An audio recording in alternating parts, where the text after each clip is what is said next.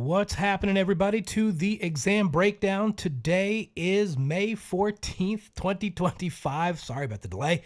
I'm always running a little bit behind. There's always a million things going on, or it could be like a technical glitch or something like that. Going live isn't exact science. So it's like, all right, here we go. We got this going, and all of a sudden, bam, plazazzo, like it doesn't work.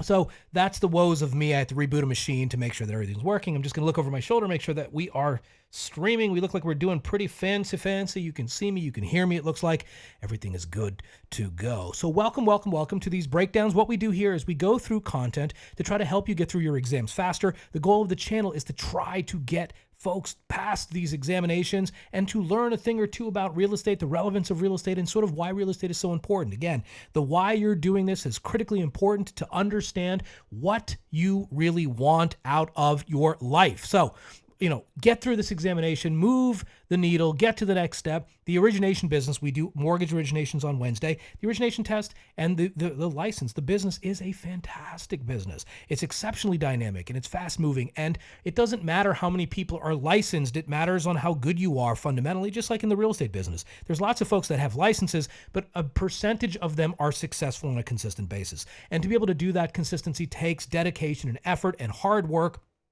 and lots of, focus and attention to detail. And it's going to be one of those things that hopefully this channel will help you get through. Now, a lot of my students are passing, and we are so thrilled. Thank you very much to the students that are reaching out to us and the ones that are having some troubles. Thank you so much for being brave enough to just admit that you're having a hard time. Admitting these things is very important. And a lot of times people will do the same thing over and over and over again and expect a different result. And I'm sure lots of you have heard that concept. And so that's the definition of insanity. And so looking at it from different perspectives are always beneficial when we're trying to figure out how do we do something and how do we get over something, right? So there has to be this method and this methodical approach to understanding it now, but it doesn't have to be this studying for the year, and I know that there's a cooling off period with this examination that can be a little bit frustrating. So for those of you out there right now that are having some challenges with that stuff, just reach out to us in the comments. Say, I am having this kind of trouble. This is frustrating, or I failed the exam. I was very close. And listen, it's worth it. The business of origination is amazing. I've got buddies that are top producers in the industry, and they are so happy that they're in that business. They love it. They love the business, and no business goes without its woes. Business means that you are working towards something. And so that's how this is supposed to go. But if you do it the right way, then the origination business is one of those businesses that'll just be evergreen. They tend to just, clients just keep pouring towards you. And a lot of folks don't get to that level, but the reality is it's quite a fantastic business to be in. And so the license is worth it, and it's worth getting through, and you can do it. All right. So again, we're here to try to help that. Now, if you haven't subscribed to our channel, really do that. You will see lots of benefits to subscribing. You'll be notified of upcoming things, and you'll be notified of upcoming products that you may feel are also beneficial in addition to just the YouTube channel that could help you. And today, of all days, we are launching a new, really hip product for our mortgage folks. We've heard you. You've been asking for it. And we have an amazing cheat sheet and sort of a crammer package and some flashcards all bundled together. And we also have this amazing cheat sheet that I'm going to go over today and kind of show it off and go through and give you some teachings based off of it. And it's available right now on our Shopify store, which is connected to our YouTube channel. I will show you how to get there. Let me show you really quickly now, and then I'll show you towards the end of the session. So check it out if you want to. It's actually pretty useful. So if you go to our YouTube channel, and that's D Kumar at D Kumar, you will find us on YouTube. That's probably how you already found us. And thank you guys for watching and subscribing, by the way. If you haven't, please consider doing so. If not, I will try to teach, and I will try to impress upon you, if I'm good enough, that I'm worthy of that little button that you click and go boink, yep, I'll subscribe to this guy's channel. All right, so if you go to store and you scroll down, we have a pretty cool store that we have available some products. And a lot of these things happen to have been for a little while for real estate folks. And this is for the mortgage folks. So we just scroll down, where we get to this. Now, what we've done is we've delineated some of these colors to try to identify the different ones. So if you notice, things that are in green, generally speaking, are going to be for mortgage originators, just so you understand. And we'll try to delineate that. So there's some confusion sometimes with our groups about what do we teach. And so we teach teach 2 different examinations, one for the broker and salespersons and then one for the mortgage loan originators. And those happen to be my wheelhouses. I've been teaching this stuff for a long, long time. I'm a reasonable expert at this stuff. I know this stuff in and out. I know all of the legislation. I know all of the lines. I know everything that we need to study. I know all of the concepts, and I've been teaching these for thousands and thousands of folks. I've spent tens of thousands of hours in classrooms working and grinding away. Hey, funny, true story. One time I taught a class way back in the day when I couldn't even get a registration. Way back in the day, I taught one guy. The guy showed up. He was almost 90 years old. He came hobbling in on a walker and he sat down, and it was just him and me for like a continuing education class that was slated for 12 hours. Nobody signed up for the class. It was just me and that nice gentleman. And literally the man came in, said hi, signed in, and fell asleep in his chair. And every now and again, I would like kind of nudge him to wake him up. I was like nervous. He'd wake up. We'd go through some stuff. But I taught that whole day, whole 12 hours just for that one student. Didn't make much money. But I've put in my time. You have to understand that, right? So like why I might rattle this stuff off and I might get it, but I've put in the reps. And you do need to as well. You need to focus and study. But now my job is to help you understand what you can avoid and maybe what you can ignore in your studies. All right, so here we go. Mortgage loan originator. Here we go. Practice exams. And here we go. Some flashcards. So today we're going over this cheat sheet. And I'm going to kind of show it off to you and actually crack it open and kind of give you some stuff. So it's a really cool product. You should check it out. It is a condensed version. It is a very nice thing on focusing you on what you need to learn. And so it covers a lot of key exam topics, helping you to zero in. It includes 30 must-know items and terms. Here we go. Sorry about that. I didn't even click over. Let me kind of go back here. If you go to our YouTube channel and you click on store, and then you go down here, you'll find these right here. It's that cheat sheet. All the stuff in green typically is the mortgage stuff. So we have a couple products that just came out. This one just came out yesterday. And it's just key concepts, definitions, and some practice questions. But it's formulated in such a cool way that it covers a lot of really useful territory here. So it goes over things like some key terms, some of the most popular acronyms, fees, limits, penalties that are subject to change, regulations, their associated laws, and some quick references, some of the federal law items, general mortgage knowledge, loan origination activities, ethics. If you notice, all of this stuff is in line with what the outlines are for the examination.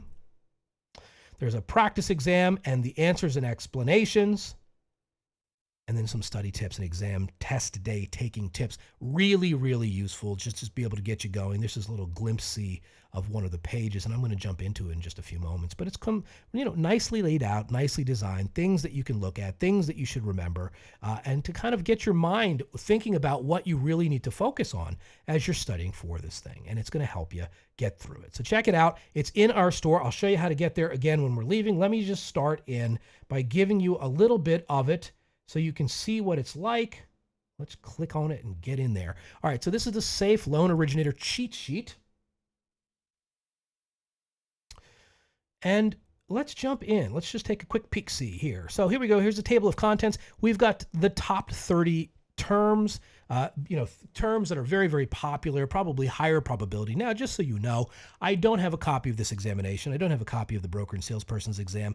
I am very, very keyed in, and I have a really high targeting system as to what's probably on there, and more specifically, what you can ignore or sort of avoid knowing. And so I think that that's really where the magic is. It's really kind of figuring out what you can avoid more so than what you need to worry about. And so I think, are these the end all be all? No. Could you see other terms on here? Yes. But I'm trying to filter through, and we're trying to figure out how to do sort of the higher probability stuff. All right. So section number 2 is the top NMLS acronyms,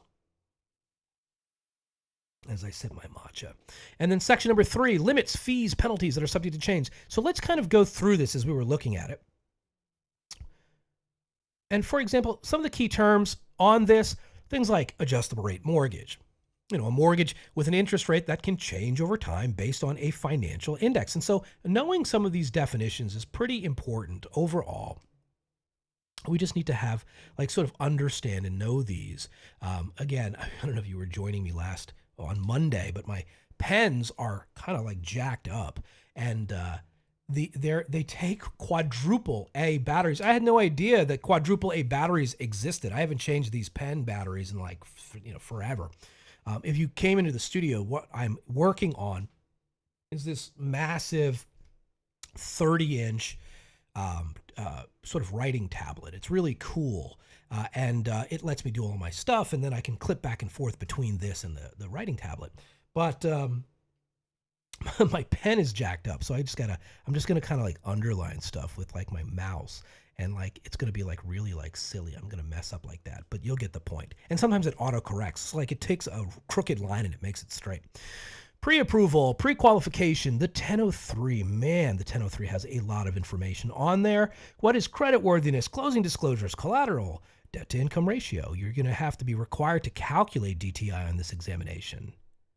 Default, discount points.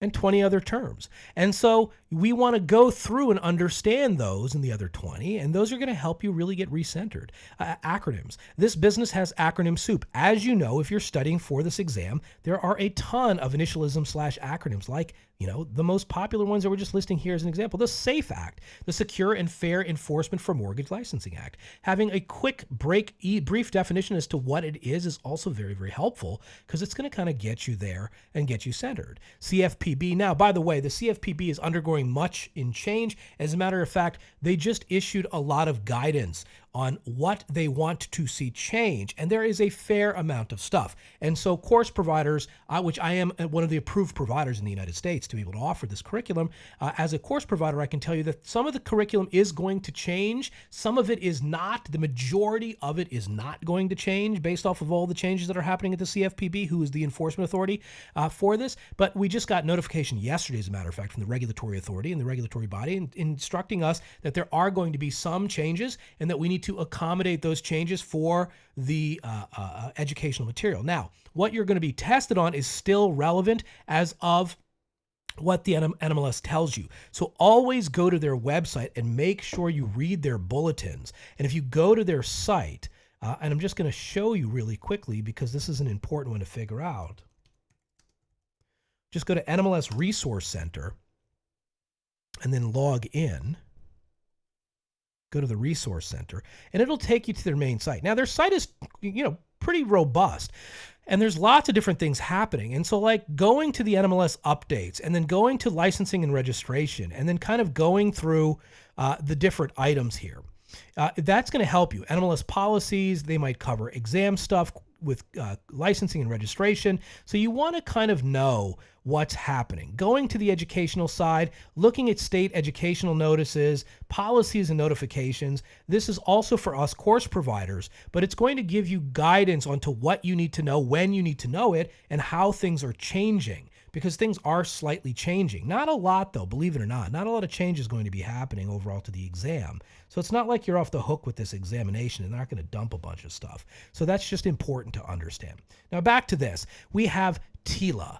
And I've been going over TILA. You know a little bit about TILA, HMDA, RESPA, the CFPB, the FCRA, the Fair Credit Reporting Act, and FACT Act, and the GLBA, which is the Graham-Leach-Bliley Act, the ECOA. So this is a really nice breakdown. It's really pretty, like nice colors and everything else, just to kind of bring your eyes to something comfortable to start to study and refocus and recenter on what are the essentials. Section number 3 of our cheat sheet. Again, this isn't the entire cheat sheet. This is just a small percentage of what you're looking at, the entire thing. I just want to demonstrate it a little bit and kind of point out a few things. Section number 3 is sort of the fees, limits that are subject to change. And this is something that you will see. We're also giving you the links to these. So the conforming loan limits, they do change, and so do the FHA loan limits and the VA loan information and RESPA, TILA, ECOA penalties and the regulatory updates. And so these are links directly to the Federal Register, the consumerfinance.gov, VA, the Department of Housing and Urban Development, and the FHFA, which oversees the operations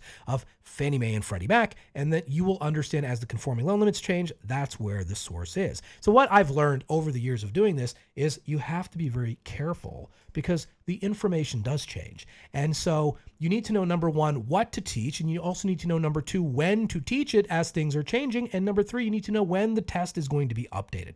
If the test is lagging, so you're always going to be at an advantage. If something changes today, it doesn't mean that instantaneously that's going to be changed and reflected on the exam. That's why I suggest always going to the NMLS website and making sure you're getting the updated testing information right there to make sure that you're getting the accurate penalties and things of that nature.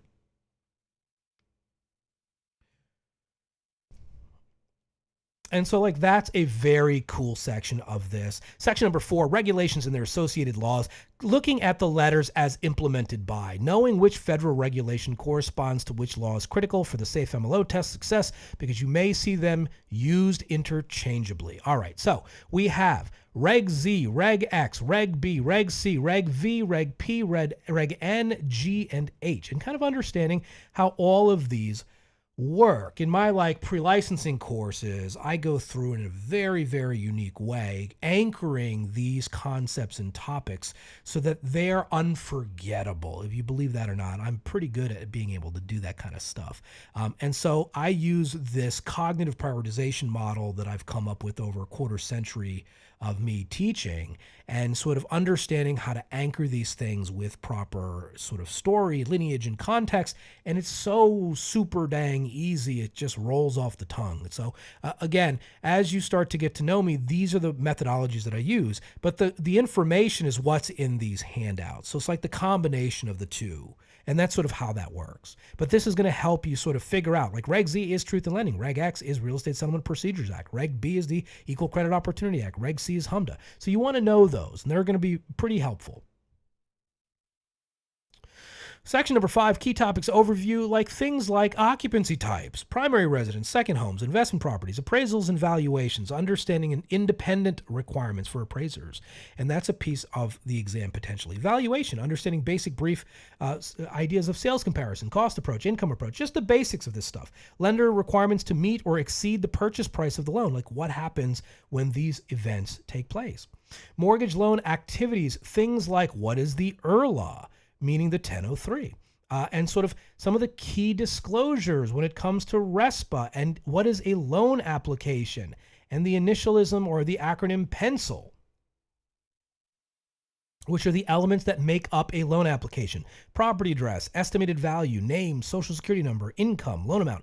So over the last several video iterations, you've seen me go into these different things, and this cheat sheet kind of brings you together with that overall. And then there's like the things like the 4 C's of underwriting, which are very important to memorize: character, collateral, capacity, and credit. All right, let's just give you a sampling of some of the questions.